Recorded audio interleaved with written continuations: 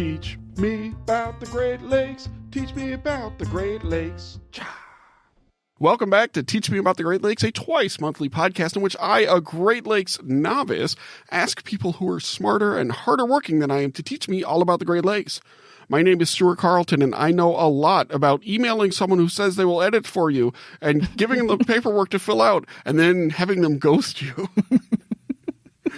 I know a lot about that. Two times. And then having to edit the podcast yourself, but I don't know a lot about the Great Lakes, and that is the point of this year's show. And this is a special one. This is our annual, a little bit late this year, but our annual Lakies Awards. And I'm joined today by the one, the only, the special Megan Lake Lover Gunn. Yes. Hello, everybody. All right. We are excited to get into the Lakies. So for those who are new, the Lakies are our annual awards show. We call them quite possibly not the least prestigious Great Lakes Podcast Associated awards show that there is. And so we ask out people in our professional and personal networks to submit nominations. So many nominations. Many. Across a variety of categories. Just send us your nominations. And then what we're going to do is we're going to look at the nominations. And we're going to pick a Lakey winner. I mean, that's it. Yeah. That's it. That's it. That's the whole thing. And we do this when we do it because it's really, think of it like a celebration. It's not us choosing the best stuff. That even if that's possible, which it may or may not be, we're not the official arbiters of quality. No. Instead, it's a celebration of this cool work. Every year we do the Lakies. We find out neat stuff. We end up featuring quite a number of Lakey nominees on the show, either directly or indirectly. And then on top of that, one thing I kind of like is it shows how random award ceremonies are, because award ceremonies are random. Yeah.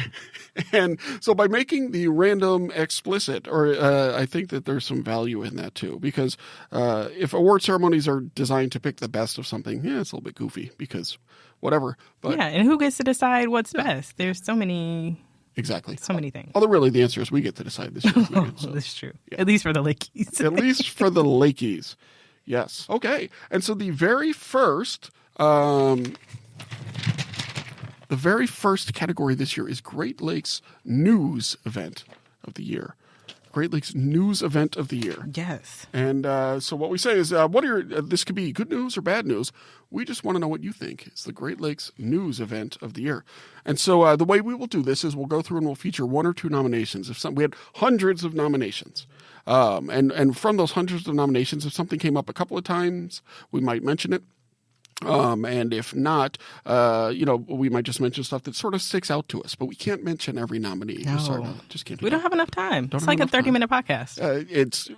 At least, at most, hopefully. It's like getting your kids dressed for the snow. It's 45 minutes of dressing for 8 minutes of snow. Yeah. 90 minutes of prep, trying to get the roadcaster to work. Anyway.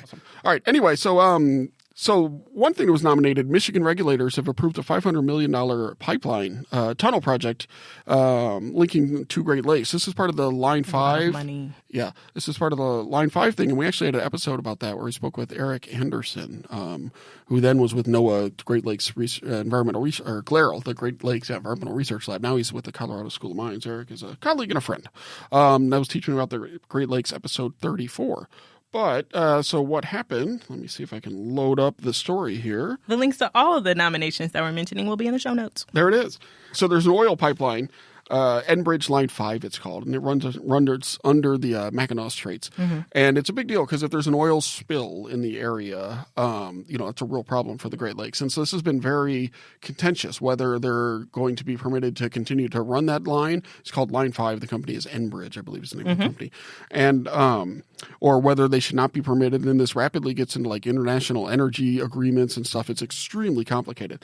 But so with this, the Michigan officials, what they did was they said, we're going to just encase a protective tunnel around this or a casing rather, because the oil pipeline itself is pretty old and maybe a little bit leaky, and certainly something that, is potentially dangerous. And so what they're doing is going to encase some of that. And so that's really interesting. I hadn't, believe it or not, so this just happened on December 1st is when this was announced. And I had missed this article. I guess it was over the winter holidays, but that's interesting. And so what's cool is like, it's a protective measure, right? Little sheath around the, but the danger side is, or what some people are saying is, well, but we're just making it easier to continue our addiction to fossil fuels and using fossil fuels. It's really complicated, but also people need energy, and there's a lot of jobs and stuff. Weird balance to try to have. Yeah, but that is a good big piece of Great Lakes news. So that is a worthy Lakey nominee. Definitely. I was tied in my. So this I'm just featuring one or two. Oh, this might not be my pick. Oh, in fact, it's not my pick. Well, let me tell you which ones that I'm featuring, because one of them is a Lake Huron shipwreck. I'm fascinated by shipwrecks. They have really good stories. They answer questions. They just so much history, and then they're preserved in this underwater water casing. Just because I can't remember what she said. It was on an episode with our lovely friends from Thunder Bay. Yeah. Hall of Famers, Stephanie Gondula. Hall of Famers, thank you. Stephanie was telling us it's some property in the water that helps preserve these shipwrecks. Yeah. But it just this shipwreck just answered a lot of questions about these people that were on this ship, and they didn't know what happened, and now they've got some answers. Yep, and so they found the shipwreck Ironton. Yeah. Yes. It is they found it on, maybe they didn't find it on March 1st, but they announced it on March 1st, and was the third most popular story in the world. So at the AP news site. That's big. Yeah. Big Great Lakes news. Oh, yes. Yep. And, I mean, it brings a lot of attention and history, it brings a lot of attention to the rich maritime history that's happening in the Great Lakes. So I think it's wonderful. My other one that I had was for Shut Aquarium. So they were nominated to be a Mission Blue Hope Spot. And so a Mission Blue Hope Spot is a special place identified as critical to the health of oceans and aquatic life. And so the Great Lakes joined 151 other Hope Spots recognized across the globe. And it is the first and only freshwater Hope Spot. Yeah, that's really neat to see the way the freshwater gets integrated into this. That's something our director, Thomas Hook, he had a student who was giving a talk yesterday comparing the Great Lakes to maritime systems, or the fishes in there. And a cool thing is that the Great Lakes are in many ways as oceans, right? Yeah. And so it's neat to see them get recognized as such. And then especially such a, Shed is such a great place. All right. Anyway, yes. So that is great. The Great Lakes hotspots. So I think looking at this, I'll be honest, one of these is most teaching about the Great Lakes oriented. Even though we've talked about several of these topics, we are fundamentally a show that is about being a train wreck while discussing shipwrecks. Yes. And so I think we're going to have to give the Lakey this time. Are you okay if we give the Lakey this time to the discovery of the ship, the Ironton? I would love that. Congratulations. Yes, congrats. Discovery. Yes, no, super fantastic. I even wrote a song about the Ironton. Did you? I did. Are you going to? I will not put it in here because we've been trying for a year to have a draft of shipwreck. Great Lakes shipwrecks, and we're going to record that this spring, hopefully. But we had to juggle it around thanks to some stuff, and that will be the world debut, the second debut after I played it at the retreat last year, of the song about the Ironton. I can't wait. Look forward to that. I'm so excited. I too am excited to re-record the vocal because it was bad even by my very low standards. You have so many talents, Stuart. Well, it's incredible. So. Anyway, great day. All right. So congrats. Yeah, congrats to the Ironton. Finally, some good news related to the Ironton, I would say. All right. Next up is the Great Lakes Research Finding of the Year. Research. Yeah. So we're looking, I mistyped this on my nomination form, but it says we're looking for journal articles that were accepted or became available in 2023, not 2022. My apologies to everybody. Great Lakes Research Finding of the Year. Well, the one I thought was probably the most fascinating was that big shout out to Dr. Christy Rumacall, who is the interim Wisconsin Sea Grant Director at the University of Wisconsin-Madison. They came up with, and now I've lost my spot, they came up with a way to track PFAS. And so the PFAS was moving from this industry spill or from industry through the groundwater to the Green Bay. And they were able to track the movement, a plume of PFAS. And that just blew my mind. A plume of PFAS. A plume of PFAS. Yeah, that was nice. And it's a great example of using research, right, to make a difference. It's not just research. Research for research sake is important, but it's nice to see some application. Yeah. Yeah, PFAS was also PFAS was also sort of the subject of another research paper that we ended up talking about a lot, and at some point we're going to talk about it on Ask Dr. Fish, but we haven't yet. And this is, hold on. And this is by Nadia Barbo and co-authors. The article was Environmental Research, published in March of last year. It was called Locally Caught Freshwater Fish Across the United States Are Likely a Significant Source of Exposure to PFOS and Other Perfluorinated Compounds. And so this article caused quite a stir because they had some very striking findings in there. What they did was they tested fish. They used EPA fish testing data and found that PFAS and PFOS levels were really high. And like eating one fish meal could be the same as like ingesting, or drinking a whole month's worth of water. Yeah. But the problem, I mean, so it's good, and that's good to know. But a lot of people were saying, well, but they don't provide enough context to compare fish eating, say, beef or chicken or anything else. Is that everywhere? And it's not necessarily, that wasn't their aim, right? Yeah. But as the story took off, that context was often missing.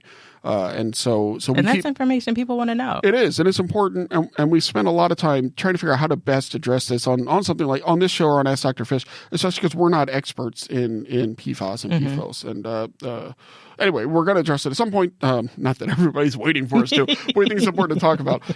But anyway, so yeah, more PFAS. A lot of PFAS. In fact, that's kind of the story of a lot of what is happening, I think, this month is PFAS. That's good.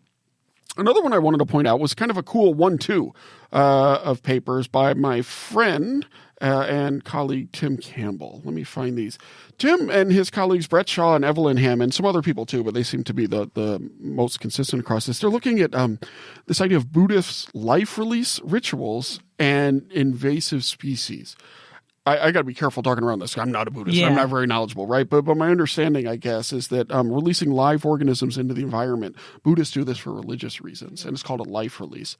And that's a potential pathway for invasive introductions. And so Tim did some interviews, I think, back in 2021, or it was published in 2021. Knowing academic publishing cycles, it means he probably did the interviews in 1984. So he did some really interesting qualitative interviews to understand what was happening. And then they also did talk to managers about the potential Buddhist life release practices. And that was part of a second one. And so these two papers together are kind of, they haven't had a big impact exactly. I'll just read what the nominator said. I like them as a pair because I think they're a good example of talking to a community to find out what they need and then talking to resource managers to understand what can be done to meet community needs in a sustainable way. And I think that's true. I think that's absolutely true. It's really interesting. And then they say, now we just need someone to do the outreach and program development. Yeah. So what I like about that is it ends the way most papers do, which is we need more money. Yes. There's more work to be done. Yes, because work never done, road never ends.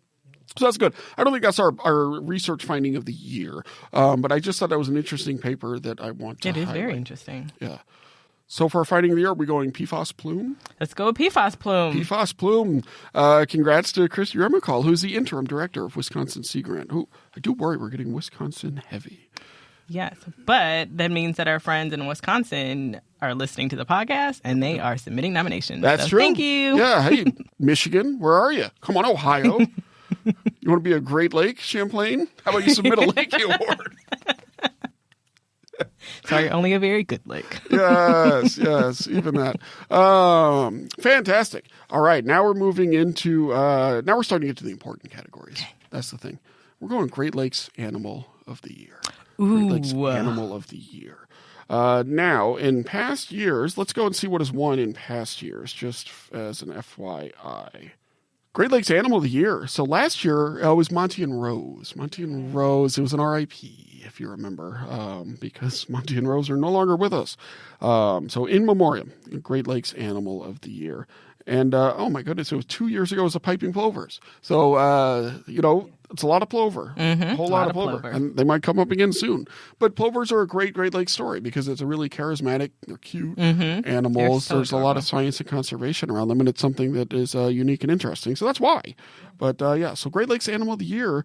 This year we had a number of nominations, and I think actually they were really good. At first I thought it was very obvious, but then a second nomination came through, and I said, well, this is more complicated than I realized. So what do you got? Great Lakes Animal of the Year. So I have what I thought was really neat. And this ties back to how our oceans, how our marine systems and our freshwater systems are actually integrated. So the one that I thought was really neat is and I know that I'm going to butcher this, the Kii. So it's the Kai or Corriganus Kai. It's a deep water cisco, and it's native to Lake Ontario, Lake Huron, Michigan, and Superior. They think it's extirpated in Huron and Ontario, and it's definitely endangered in Lake Michigan. But it just they're found in these deep, clear, cold, open waters, like 121 feet deep, and maybe even more abundant, 600 feet deep down. What survives down there? Yeah, no kidding. And it's so cold. So I think that's cool for a freshwater fish. You only hear about things like that in the ocean. Yeah, no, that is very cool. That depth, and it's neat that they thought it was extirpated, which means extinct in a specific area, and then they found them, and so that's good. That is certainly an animal, and Cisco was actually Cisco was a runner-up last year. Cisco was a runner-up. Sweet. Right. See, we've got a trend. We do have a trend. Another one that is a popular nominee that is, unfortunately, the number one defender of this nominee is not recording with us this year, and that is the lake sturgeon. Lake sturgeon is always the bridesmaid, I think. Never the bride. Maybe this year. Maybe this year. But the thing is that this year they spotted flamingos in Lake Michigan. In Port Washington. They didn't spot just one. Which is really cool. North of Milwaukee. So that's a rare find, right? They found them, 5 of them in Lake Michigan and Port Washington, Wisconsin, as I said, just north of Milwaukee. And Audubon, Florida thinks that what happened was that they were flying between Cuba and the Yucatan, and they got diverted by Hurricane Idalia. Now, I'm going to draw a line. I want you to get out a map and draw a line between Cuba and the Yucatan. Wisconsin's not diverted is maybe a little bit of an understatement. But anyway, anytime you see flamingos, that's super rare, right? So anytime you see flamingos, that is good. And I used to live in Florida, and I didn't see flamingos there, but that is cool. Yeah. But the thing is, that's cool. And I was all ready to nominate the flamingo. And a lot of people went out to see them. Yeah. Everywhere because they were in Kentucky or something? Yeah, they were everywhere. I think that's some in Indiana, actually. Didn't Angie Archer? Yes. Somewhere down south she went to go and drive to see them. So flamingo, maybe. But then I also saw roseate spoonbill, which I used to see in Florida a lot. One of my favorite species of birds. Again, that is beautiful. We are working under Foley's assumption with the birds. Yes. But that said, roseate spoonbills are very cool birds, and they found one. This article says it's the first time it was spotted in Wisconsin in 178 years. 178 years. Look at that. So that is super cool. And they aren't sure why that one could be, but it is probably connected also to weather, right? Yeah. It's just a weird weather year in what might increasingly be a weird weather year. And so the reason that I like these two as potential Lakey nominees is A, they're goofy, and that's fine. And it's a little bit weird, but B, it sort of connects this idea, right, of that we're not in a static time where everything's the same. Things are changing, and strange things are happening. Yeah. And these may or may not be directly climate related, but this sort of weird stuff is something that's going to be a bigger and bigger part of what is happening. Yeah. Yeah. So roseate spoonbills is my choice, but I feel like I've picked a couple. So we'll let you make the final call. I think I want to go with the roseate spoonbill. Let's do it. It's beautiful. It is. I mean, it's a lot more pretty than the Cisco is. Yeah. But that is not why I'm choosing. No, but I mean, it could help. It does help. I mean, it never hurts, right? Yeah. No, that is true. Oh, yeah. A lot of people, Lake Sturgeon got a lot of nominees. Lake Sturgeon, you can be a runner-up, and we'll make that Cisco a runner-up. Yeah. All right. Well, congrats to the roseate spoonbill, and, of course, to our runners-up, the Lake Sturgeon and the Cisco. If you want lake sturgeon to win, Carolyn, my recommendation is you appear on the podcast. All right, now another big one. Another big one is the Great Lakes non-animal of the year. The Great Lakes non-animal of the year. In 2021, the winner was beach grass. Ooh. Yeah.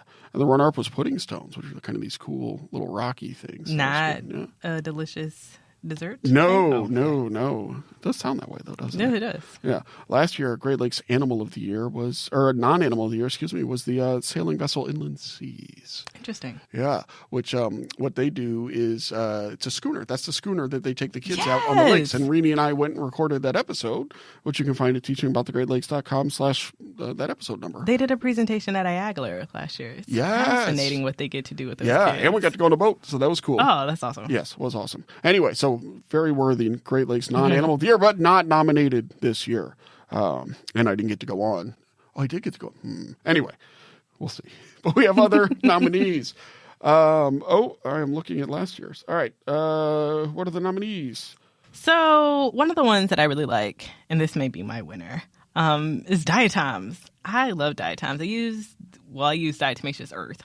What even is diatomaceous earth? It is diatomaceous earth is made from fossilized remains of tiny aquatic organisms called diatoms. It's just what we do with diatomaceous earth is we put it to help clean aquariums. Got it. And so diatoms are just like they're so cool. But our friends from University of Minnesota Duluth, Ewan Reevy, said that it's the diatoms that make the Great Lakes great. And so we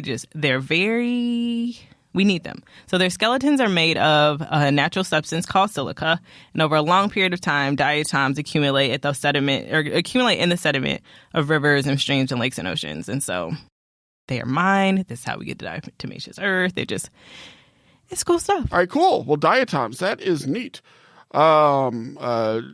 And yeah, interesting. The nominee said, what was that quote again? It was, it's the diatoms that make the Great Lakes great. It's the diatom that makes the Great Lakes great, says Ewan Reevy of the University of Minnesota Duluth. Fantastic. All right. Another nominee that came up was microplastics. Yeah. Yeah, they could be the non-animal of the year every year, but this is true. I'm not feeling it. I'll be honest. I'm not feeling microplastics this year. But what is cool, if you all are looking for, if you're educators, looking for a neat way to teach about microplastics in your classroom, our friends at Wisconsin Sea Grant, Wisconsin, they put together a really cool plastic panic kit. So you can see how microplastics how they get filtered through the system going through a wastewater treatment plant, and teach it in your classroom. And so, very cool. Reach out to the Siegel people, or Siegel, the Center for Great Lakes Literacy, or us at Illinois Indiana Sea Grant. We can get you a kit. Yeah, reach out to Megan. She'll get you hooked up. It's a cgll.org. Yes. Right, Siegel, one of the many seagulls. Yeah. Well, let's, we're not going microplastics. I don't want to go hydrilla. That was another nominee. Let's do diatoms. Do diatoms. Ba-ba. Woo! All right. We need a soundy thing. We don't have a soundy thing. All right, good. All right. They just get more intense from here. Yes, they do. All right. The Great Lakes sandwich of the year. We had some nominees this time. There are really good nominations in here. Yeah. We had a smoked lake whitefish on pumpernickel. That's intense. That's a lot of flavor. Very specific. Yeah. It's a lot of flavor going on in that sandwich. Yes, it is. Yeah. The more general would be the fried whitefish sandwich. Yeah. Well, for sure. One of my favorite nominations was anything that takes two hands to eat, the loose definition of a sandwich, while on a paddleboard, on Lake Superior, on a glass-smooth day with only a loon or two for company. Yes. So thank you. That is a strong one. That is a very strong one. And then here's another one using a potentially loose definition of sandwich. And that is a hot dog with Fruit Loops on it. Ew. And this is and macaroni and cheese. Yeah, I think we've talked about this before. This has come up.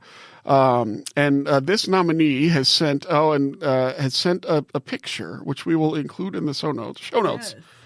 And it's a Google photo site, and Are it those gives Doritos the too? name of the person who shared the link, and that was our good friend and Lakey runner-up, Tim Campbell. Tim, this does not win. No. This loses. We've never had somebody lose the Lakey before. But the hot dog with macaroni and cheese and Fruit Loops and maybe Doritos, that is our first Lakey loser. You know what would make it a winner? If it had a goby dog on it. If it had a goby dog on it. And maybe not Fruit Loops and macaroni and cheese. That's disgusting. Thanks, Tim. I think we're going. I like this one. I think we'll go anything that takes 2 hands to eat while on a paddleboard on Lake Superior on a glass smooth day with only a loon or 2 for company. Thank you, birds. Yeah, and I will use this opportunity to insert the loon call right here, which is something else.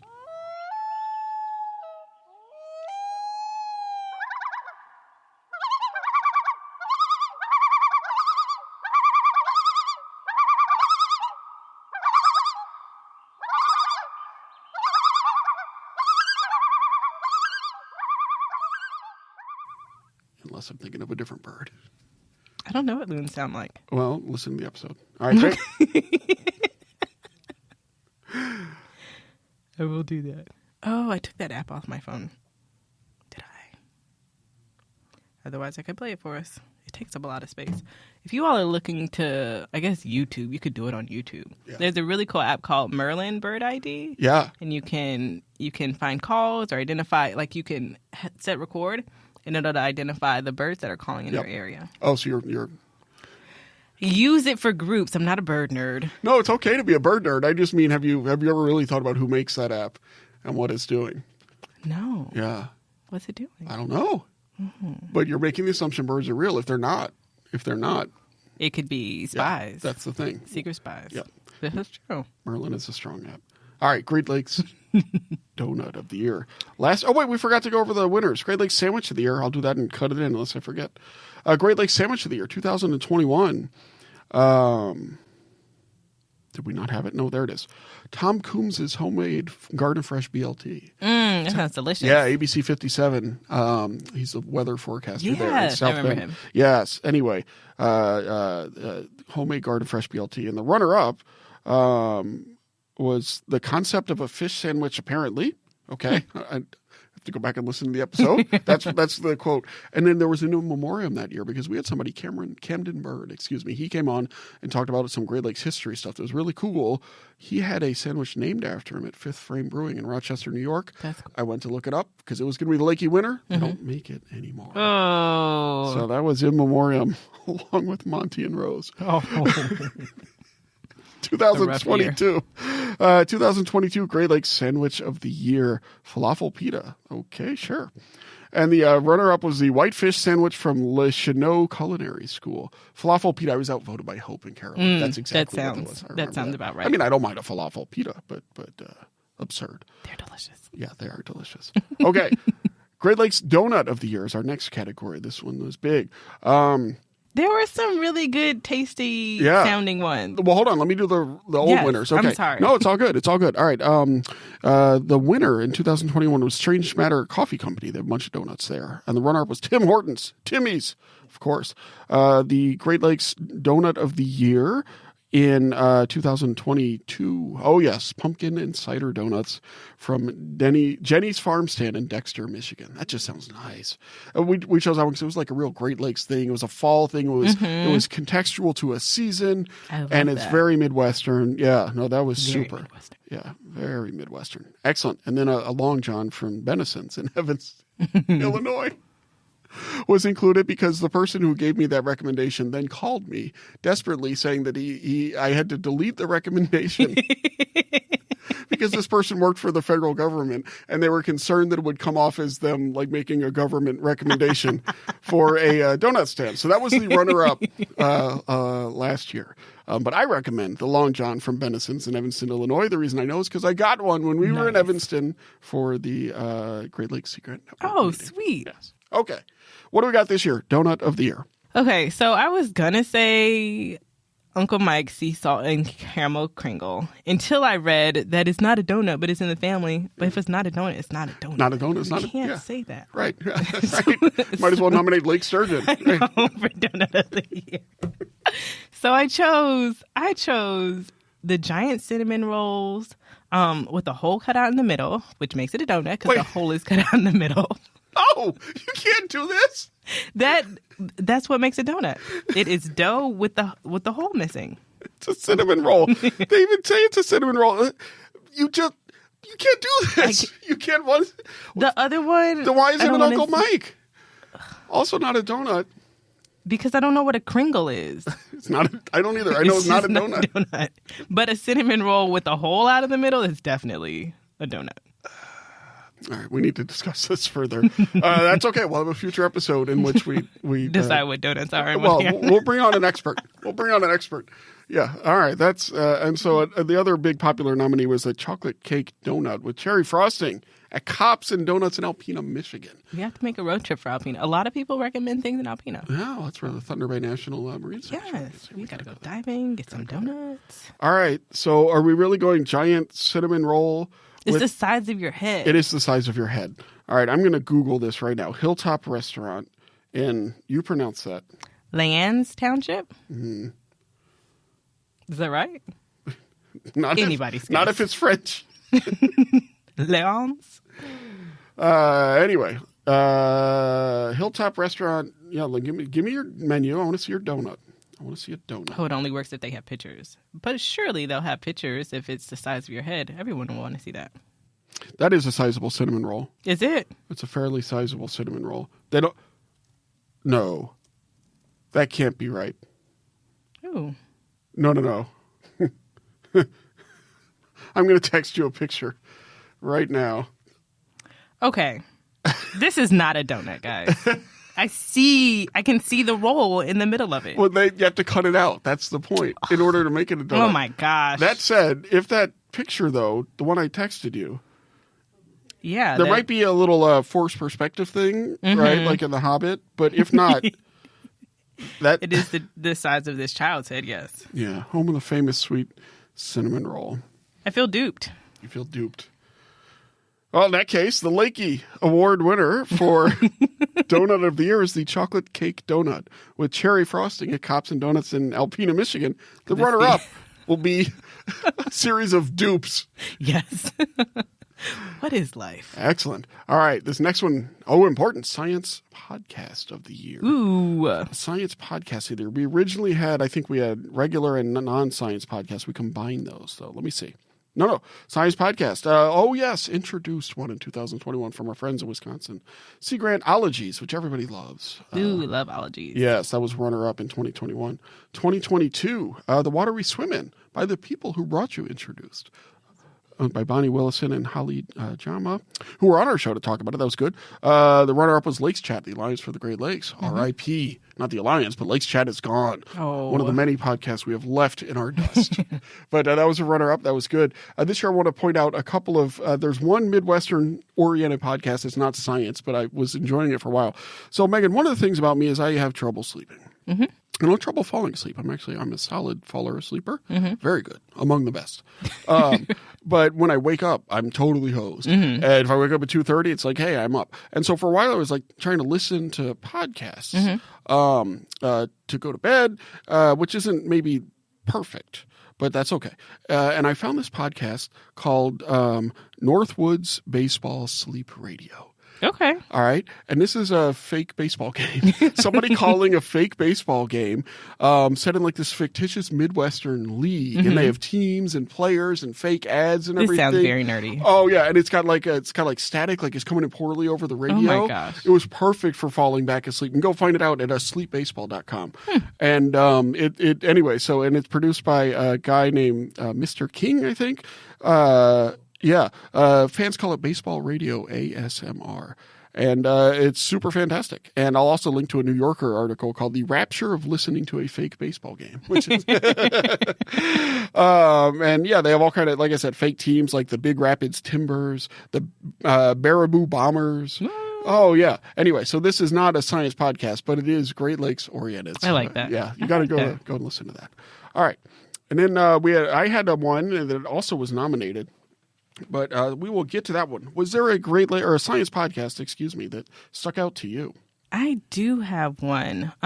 It's this one that's called Who Smarted? Who Smarted? And they say that it is the funniest podcast, the most hilarious podcast that adults and children can listen to together. It combines science and history and all the good things. Anyway, okay, so their episodes, they talk about what's the Monopoly game based on? Yeah. What's paint made out of? Is it true that elephants never forget? These things that people really want to know, but no one ever really has the answers to. They answer to it. They answer. And these are bite-sized, too. They're like, 5, 10, 15 minutes, depending on one. Yeah, this was actually the nominee that I was bringing regardless of the audience, because my son has ingested every Who Smarted Oh, this I year. love that. And so I asked him this morning, my 8-year-old kid, I said, give me the top 3 facts that you learned on Who Smarted. Yeah. And so he gave them to me. And we'll see if there's a theme to these. Ooh. All right. Well, the first one... and I'm going to just read these verbatim as he gave them to me. Basketball was invented by, and this is a quote, some weirdo in a gym. Well, fact. Okay. Yeah. I don't know if Who If that's what Smarted they called said. it that, or that was his, right? This is what you remember. Couldn't tell you. This is right. Here we go. Cows fart 300 times a day. Really? That's according to my son, according to Who Smarted. And then the last one is, this is number 1, right? So, right. Koalas poop 400 times a day. Okay. It's a lot of poop. It's a lot of poop. I mean, what else do they do? Yeah. I mean, it makes sense. They're constantly eating. They've got to get all that food out. Yeah. So that, anyway, so that is a potential science podcast of the year nominee. Another one I wanted to mention. And in fact, that one will likely be our winner. But our friends in Wisconsin, they do the best podcasting, as far as I know, in the Sea Grant network. Like they just have the most diverse types of shows, and they have a new one called Fish Dish. Ooh, which is it's a couple years old now, but I just wanted to point that out as one. What else might be on there that people mentioned? Crowd Science. BBC produced it. And the person that submitted it said that they must have a huge travel budget. Listener questions are answered by the experts with an entertaining host. Oh, that's excellent. I'll have to listen to Crowd Science. And I love travel stuff. I love travel budgets specifically. We need to make sure that we get a travel budget. Yes. Okay. We have all these places that we need to go try donuts and sandwiches. Yep. And we got nothing in terms of travel budget. All right. Well, we'll have to work on that. Well, then, Wisconsin Water News is another one from Wisconsin Sea Grant. That is great. So are you comfortable going with Who Smarted, though? Yes. As nominated by... Yes. Okay, great. And runner-up, let's go Wisconsin Water News. Thanks, Wisconsin Water News. Yeah. We appreciate it. Yeah, we sure do. Okay. So, so next is the wild card. We let people nominate a category and then a winner. Was there one that stuck out to you? Yes, I loved... so Michigan Sea Grant came up with a social media graphic for Halloween, and it's called Meet the Haunted Homes. Homes is an acronym for all the lakes. So you've got Lake Superior, Lake Wichigan, Lake Huron, and Lake Ontario, and then Lake Fury. Lake Fury. That's so cute. Yeah, that is cute. All right, so that wins our I guess we'll call that category the Halloween social media graphic of the year. Yes. All right. Well, congratulations to Michigan Sea Grant for winning that. Congratulations, friends. Yeah, that'll be our wild card of the day. And let's see. Great. Next category is the Great Lakes Titus of the year. Actually, the Great Lakes Titus of the year. And so someone wrote this about Titus. So Titus Seilheimer, as you probably know him, is one of our doctor's fish. And so that is excellent. And, Titus is amazing. He's as good at anyone as communicating science. He does videos from the field, usually of fish having sex, but it's still videos. He, points people to important papers. He's a passionate advocate for the Great Lakes. He really is. And he's on our show. And he even called into Ask Dr. Fish video style from a boat. Wow. In the middle of, I think it was a Fox River or something like that. Oh, I love that. It's dedication. Yeah, it really is. And let's see. Let's read. Someone actually nominated Titus for the Fishery Specialist of the Year. We had a Great Lakes Titus of the Year category, so we thought. But so Dr. Titus Seilheimer, also known as Dr. Fish, as he approaches his 11th year at Sea Grant, he has said the word fish about, 8,542,039,231 times in his career. Incredible. It's very specific. Yes. Too. And he's answered 7,321 questions on all things freshwater fish. He answers each of those with a lot of fish. I haven't done the math, but it's a lot. And it's time to recognize Titus for his accomplishments and his contributions to Great Lakes fish. Throughout the years, he's given numerous presentations. He's posted thousands of fish and Great Lakes-related social media posts. He's served as a local expert. He's taught hundreds of children about fish ecology. He's published reports, served on dozens of committees. He's received several grants, and he's served as a mentor to so many people. He's dissected dozens of fish for science, a couple more for pleasure. I added that in. He's made blog posts and cooking videos about how to prepare Great Lakes fish. He was even featured as the local Santa Claus who comes in by boat in Manitowoc, complete with a billboard to prove it. I love it. So it's tight that Titus gets the recognition he so deserves as a local Great Lakes hero. And I mean, this is true. Which is why he is a runner-up for Great Lakes Titus of the Year. The winner of Great Lakes Titus of the Year is Titus Bakery, which has locations in Lebanon, Westfield, and Atlanta, Indiana. And so I see the signs for Titus Bakery when I drive to Indianapolis, and they always have the nicest-looking donuts. Truly a deserving Great Lakes Titus of the Year. So congrats to Titus Bakery on your Lakey. Sounds like a road trip. Yeah. That is the second year in a row Titus has been runner-up to Great Lakes Titus of the Year. So close. So close. Sorry, Titus. He almost got it. He almost You got do it. great work, though. Yeah. But donuts are delicious. It's a very competitive category. It really is. All right. So now 2 left. The Great Lakes Communication Product of the Year. Oh, fun. Yes. There were a lot of these nominated, right? Yes, there were. Fish This was nominated, which is great. Lake Champlain Sea Grant, their watershed education team has this really nice looking curriculum. It's amazing. Yes, it is beautifully produced. Its standards align in a way that is really easy to understand. It's on watershed monitoring, stream monitoring rather, and how to use that as a science. And you could adapt that to Great Lakes or a lot of other places. It's primarily aimed at middle school students. So this is really worth checking out. We'll have a link to it. It's not Great Lakes oriented exactly, right? So I'm nervous to give it a Lakey because of that, because it's Lake Champlain, which is a very good lake. It's rock solid lake. Yeah, among the better lakes, but not exactly a great lake. But it's good. Another nominee I saw that I wanted to talk about. It's a really great tool. It's a really great tool. It's just, I mean, it's beautiful. Yeah. Looks so nice. I know. I'm like, dang it. Never liked a publication so much. The Lake Superior State University has a fish cam in their Center for Freshwater Research and Education. That's really cool. Love the fish cam. Here's the problem. It's always off. Yeah, I looked at that earlier and I was like, oh, this is going to be what I choose. And then it was like, live stream not working. No. Yeah, no, I was watching it though. I went to visit their aquaculture lab or their fish lab, and they actually have a huge sturgeon there too. It's really nice. Cool. But they had the fish cam and a salmon swam by with a big lamprey sucking on it. Yes, and I'd never seen that before. It's just on the side right in front of the fish cam, and so it's super cool. I love their fish cam. I think you have to be on and working though to qualify for a Lakey. Yeah, that put you down there a little bit. Yeah. Sorry. It happens. All right, so what do you got? I think the education tool, but I'm very biased being an education person. The point of this is we are biased. You are an education person. This is true. All right, let's do it. Okay. Teach me about many types of lakes, great or otherwise.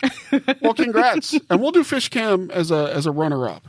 Yeah. Yep, we'll do fish cam as a runner-up. And I also want to make a runner-up. There's a really nice story map type thing on piping plovers. Yeah. I love a piping plover. It's cool. It's got pictures and stories. It's compelling. It's very well done. We'll put a link to that too, and we may talk about that later in the year when it gets to be plover season. But we'll see. Did we talk about what the communication runners up or the past communications were? No, we didn't. So let me do that. She does these really cool TikTok videos. Oh, fun. Great Lakes stuff. We, of course, are not allowed to use TikTok at Purdue. But we were in 2021, and so I saw them, and they were good.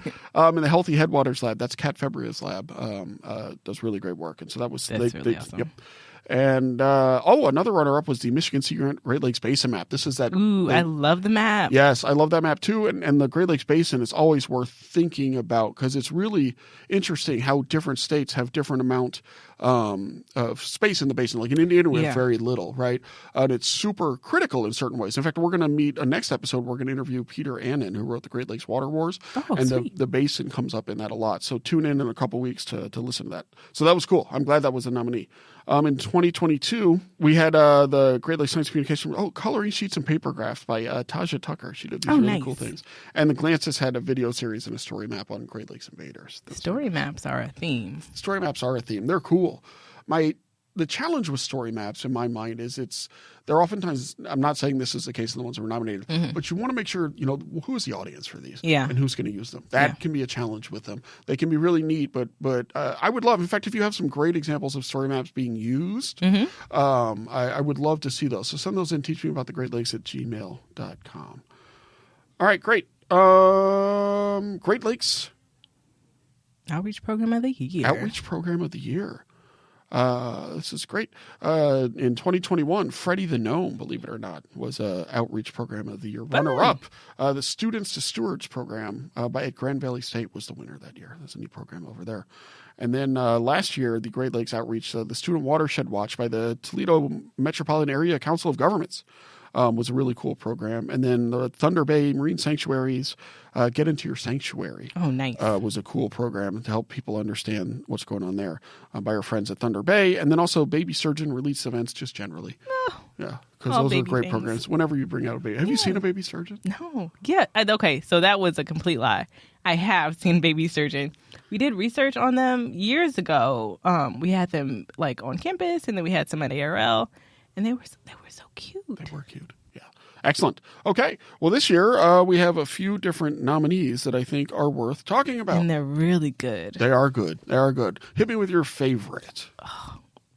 I have two. Okay. But I'll tell you, one of my first ones is the Trash Robot and Drone Project. What? Yeah. Tell me about this. So we have some friends over in Ohio that were able to get some funding through a lot of different projects, and they put together a robot. It's called a Bee-Bot, and it's a remote-controlled electric sand skimming and sieving device. So it goes through the beaches, and it removes the sand and collects it, and then from the surfaces, right? And then they have a drone that's remote-controlled, and it skims the water, and it removes floating trash on calm surface water. So anything on the Great Lakes when we have a calm day. And in inland lakes. And it can remove trash down to the size of 3 millimeters, which is super tiny. Yes. It's things that we need, right? And there's just not enough people. Well, I guess if the people actually threw their trash in the trash, we wouldn't have this problem. But there's not enough people to go and they are not going to go offshore to pick up this trash. And so we've got these tools, these little robots that can go and do it for us. Yeah. No, that is neat. And they use them as part of programming, right? It's not just they have the Bee-Bot. I mean, you got a trash cleaning robot. That's cool. Yeah. But they have what they call waste characterization events. But they get volunteers. They get 140 or 150 volunteer hours and reach just hundreds of people with this. And what was also cool, it's a big partnership, right? The Council of the Great Lakes Region, Meyer, Ohio Sea Grant, of course, Michigan Sea Grant, Wisconsin Sea Grant, and the coastal management programs and stuff. And so it's a lot of partners too. Yeah. So it's a great story for that. I like that. I like the trash removal robot and the programming around that quite a bit. My other favorite, Wisconsin Sea Grant has a beach ambassadors program. Yeah. So it's got this cute little cart, and they use it to inform people about water safety, talking about water quality conditions and rip currents and dehydrations and hypothermia, things that are important if you're going to the lake and aren't really informed about that stuff. Yes. And then they encourage people to check out the data. So before they go out, look at the current conditions and weather safety and just, all the things that people should know before they're heading out to the water. Yeah, no, I think that's really cool. That is really good because drowning in Great Lakes is a real problem. Yes, it is. Kind of when I wasn't from here to see the numbers, and so that's really important stuff. It's scary stuff. Yep. Another Wisconsin one was this row redemption thing. Ooh. Yeah, this is interesting. So Wisconsin Sea Grant helped to share information with some people in Sweden, the World Wild Fund in Sweden, and they got. What they did was they reached out, I guess, to World Wildlife in Sweden when they were making rankings, and they helped the World Wildlife Fund recognize that Cisco and lake whitefish roe were good choices for fish eggs. So for people who want to eat fish eggs, which a lot of Swedish people do. You ever been to IKEA? They sell them in the tube, like a toothpaste tube. What? Yeah, yep, of fish eggs. And I know this because our director is from Sweden. And goes to IKEA to get when I go to IKEA, I send him a text and he asks me to bring him some toothpaste tubes of fish eggs. And that is Innovative. Yeah. And then his daughter eats them all up.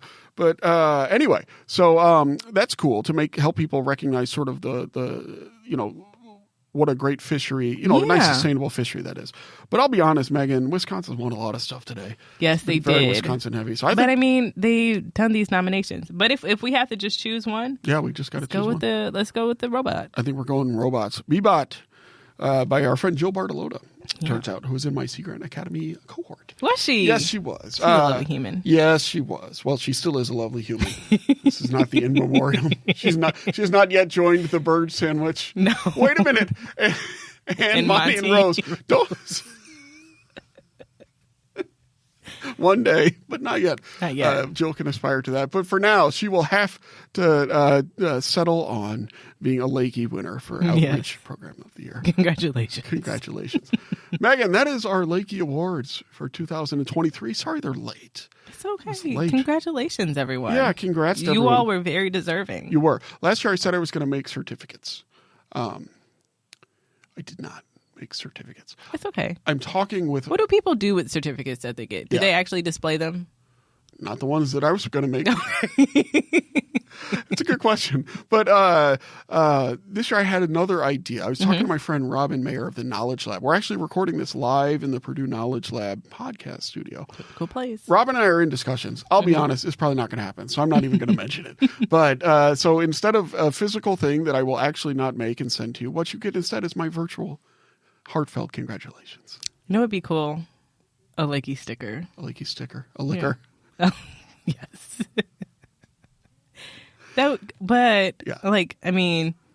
We can't give it to all the ambassadors. We're just giving it to a program. Yeah. No, we give it to Joe. Yeah, a Lakey sticker. We'll put top people on that next time we have spare budget. Yeah. Yeah. Because I tried making a sticker once and it was more of a stunker than a sticker. Stinker. Anyway. Teach Me About the Great Lakes is brought to you by the fine people at Illinois Indiana Sea Grant. We encourage you to check out the cool stuff we do at iicgrant.org and at ILINC Grant on Facebook, Twitter, also known as X, and other social media.